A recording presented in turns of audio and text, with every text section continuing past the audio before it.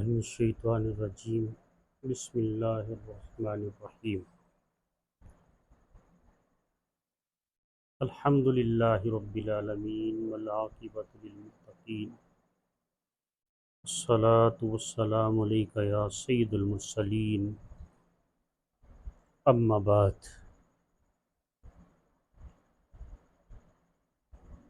سب سے پہلے تو ہماری طرف سے تمام عالم اسلام کو ذی الحج کا چاند مبارک ہو۔ آج ذی الحج کا چاند نظر آ گیا۔ یہ حج اور قربانی کا مہینہ آج سے شروع ہو چکا۔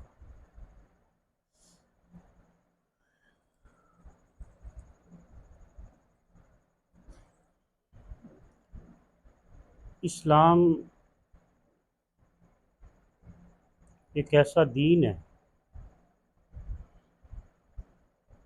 غور کیا جائے تو یہ آخری مہینہ ہے۔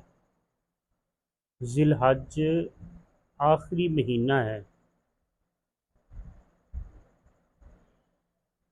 اور محرم الحرام اسلامی کیلنڈر کے حساب سے فرسٹ منتھ ہے۔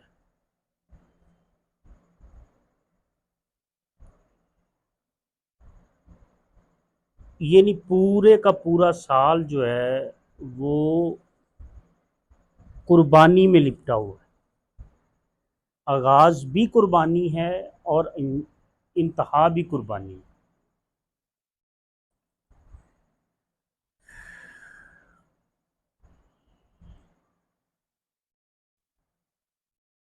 اصل میں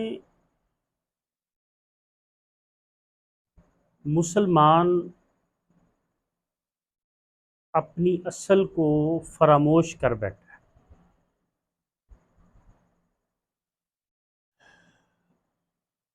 یہ دنیا میں اللہ کا نمائندہ ہے اس وقت، اور ہمیں یہ سوچنا چاہیے کہ اللہ کے نمائندے کو کیسا ہونا چاہیے۔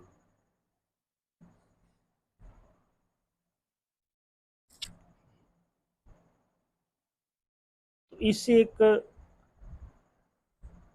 سبق ملتا ہے کہ اللہ کو قربانی پسند ہے۔ اللہ کو یہ عمل بڑا اچھا لگتا ہے کہ تمہیں خود کو بھوک لگی ہو لیکن تمہارے کسی بھائی کو حاجت ہو تو تم اپنی بھوک کو ختم کر کے اس کو کچھ دے دو۔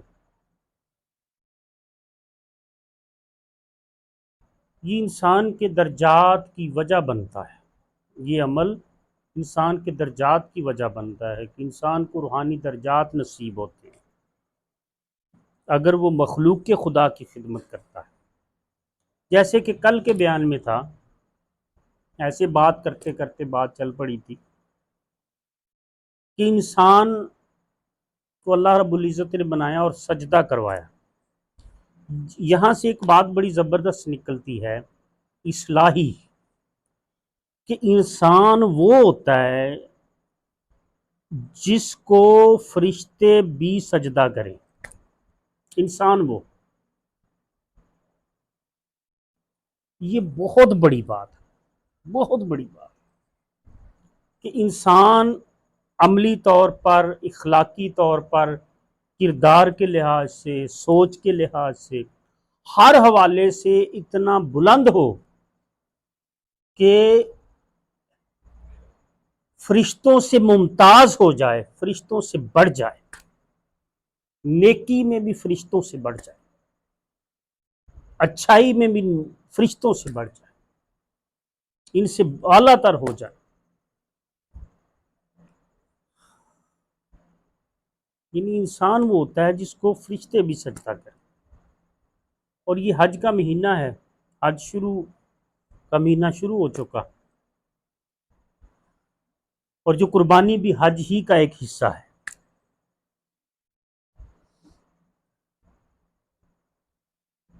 ہاں ہاں، تو حج جب کرنے کے لیے جاتے ہیں تو اس میں سب سے مین جو چیز ہے، دو چادریں حاجی اپنے جسم پہ لپیٹتے ہیں۔ یعنی حج کیا ہے؟ دو چادریں جسم پہ لپیٹتے ہیں حاجی، ہاں، اور وہ چادریں سفید ہوتی ہیں، کفن کی ہوتی ہیں۔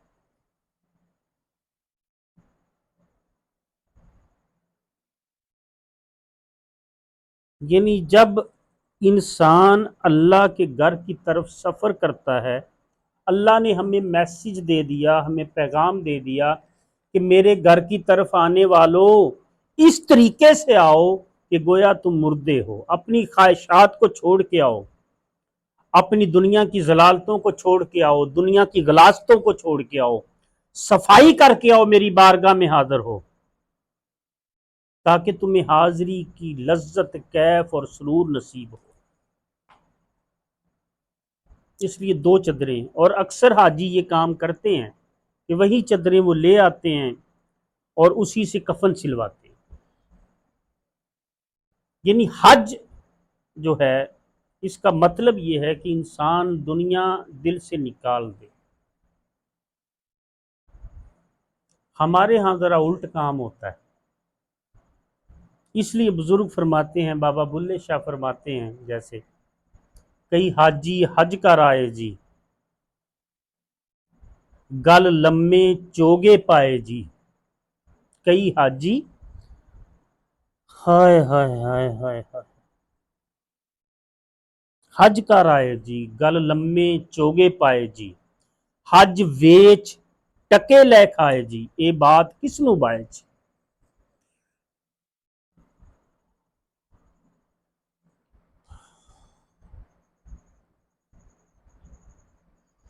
ہم نے اس کو رسم بنا دی۔ اللہ کے گھر کی حاضری ہے،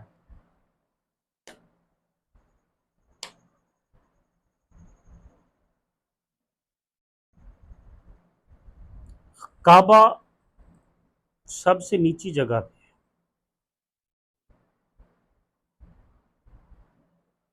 جس کو اللہ رب العزت نے جس گھر کو اپنا گھر کہا، وہ سب سے نیچا ہے۔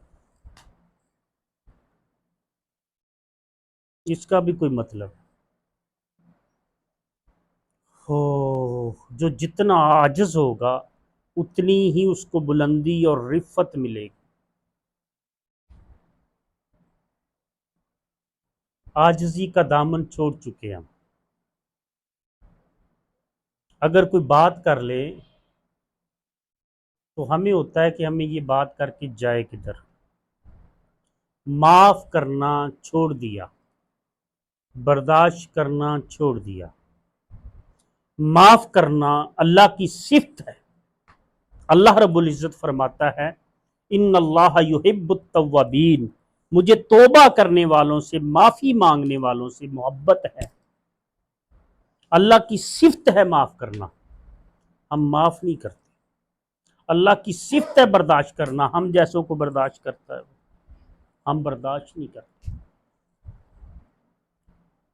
اللہ اللہ اللہ اللہ۔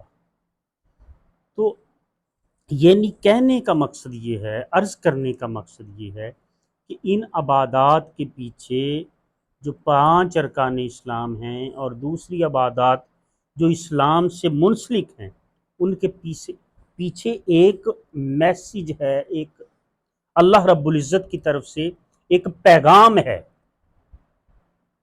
آج پوری دنیا میں امت مسلمہ کو سٹڈی کر کے دیکھ لیا جائے، پوری دنیا میں امت مسلمہ کو مار پڑ رہی ہے، اس کی وجہ صرف یہ ہے کہ جو پیغام رب کائنات نے دیا تھا ہم کو دوسروں تک پہنچانا تو بعد کی بات ہے، ہم خود ہی اس پر عمل نہیں کر رہے، ہم اس پر عمل پیرا نہیں، عظمت نہیں مل سکتی۔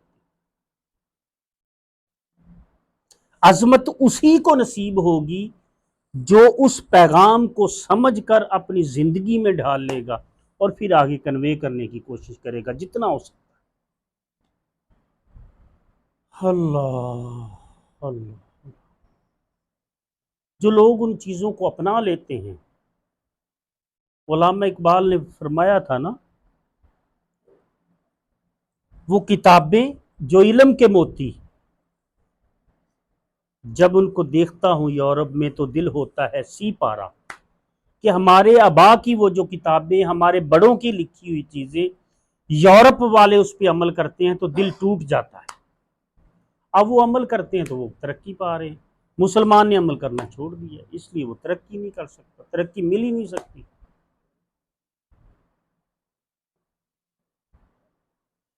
تو اصل چیز یہ ہوتی ہے کہ انسان کوئی بھی کام کرتا ہے اس کا مقصد، اس کو پتا ہو کہ اس کا مقصد کیا ہے، وہ کیوں یہ کام سر انجام دے رہا ہے۔ اس کی زندگی بغیر مقصد کے جو زندگی ہوتی ہے وہ جانوروں کی ہوتی ہے، انسان کی زندگی کا کوئی نہ کوئی مقصد ضرور ہونا چاہیے، اور جتنا مقصد اعلیٰ ہوگا اسی قدر اس کے اندر ظرف پیدا ہو جائے گا، کیونکہ اگر اس کی زندگی میں مقصد نہیں ہے تو اس کا ظرف بھی چھوٹا رہے گا، اس کی سوچ بھی چھوٹی رہے گی۔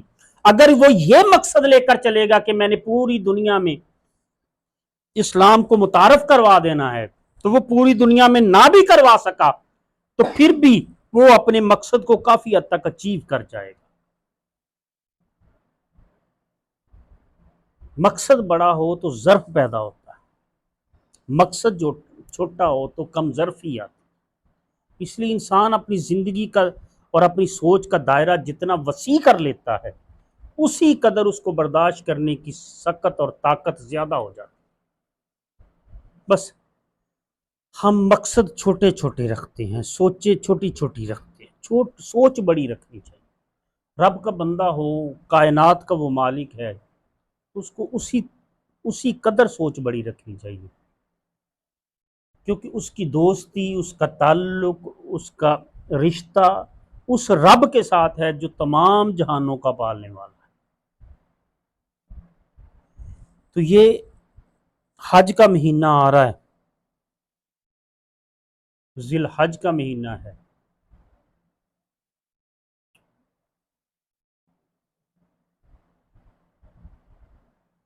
تو اس مہینے میں اللہ رب العزت نے مسلمانوں کو حج بھی عطا کیا اور قربانی بھی عطا کی۔ قربانی حضرت اسماعیل علیہ السلام کی سنت ہے، حضرت ابراہیم علیہ السلام کی سنت ہے۔ اللہ غنی۔ اور حج میں مختلف عبادات کا مجموعہ ہے حج۔ سب سے پہلی بات جو حج کی ہے کہ انسان کو حج کرنا ہے تو اس کو چاہیے کہ اپنے اندر سے دنیا کی محبت، دنیا کی پرستش نکال دے، تاکہ وہ اللہ کے حضور حاضر ہو کر فیض یاب ہو سکے۔ اللہ رب العزت اس مہینے کے صدقے میں ہمارے ظاہر و باطن خیر فرمائے، آسانیاں پیدا فرمائے۔ وما علینا الا البلاغ۔